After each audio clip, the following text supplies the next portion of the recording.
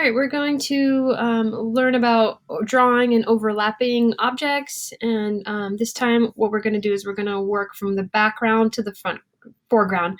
So I'm going to first draw the shape that is furthest away from me. I can tell it's the furthest away because it's overlapped by everything else.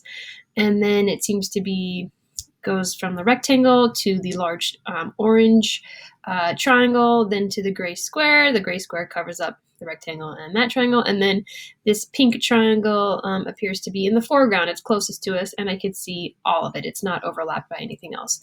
So tricky part of this is we kind of have to use our imagination. Yes, I can't see all of this shape, but I can pretty much assume that it's a rectangle that just gets covered up a little bit by this triangle and this circle.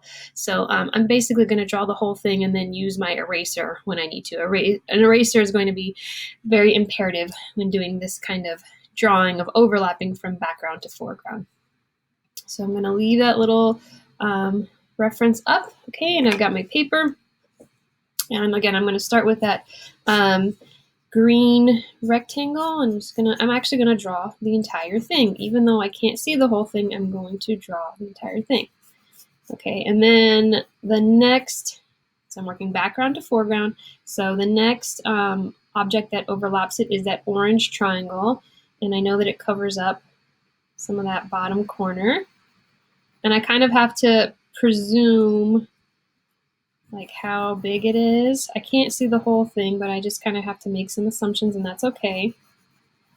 Okay, all right, now it looks like they're intermingling with each other, but in order to make it look like it's overlapping, now I just have to get rid of that part of the rectangle that I can't physically see because the triangle is covering up.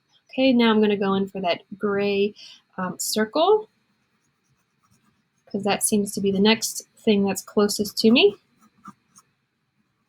Again, I'm doing this quickly for the sake of time, and I'm doing this very rough for the sake of time, so I don't bore you. Okay, again, I'm making some presumptions about this, and I know that that gray square circle overlaps that triangle and the rectangle, so then I just get rid of the pieces of the triangle, that tip of the triangle I don't see, and that chunk of the rectangle I don't see. Looks like I need to extend that. Okay. Okay, good. And then the last thing was the pink triangle that covers up a little bit of the orange triangle and the gray square. And I could see all of it.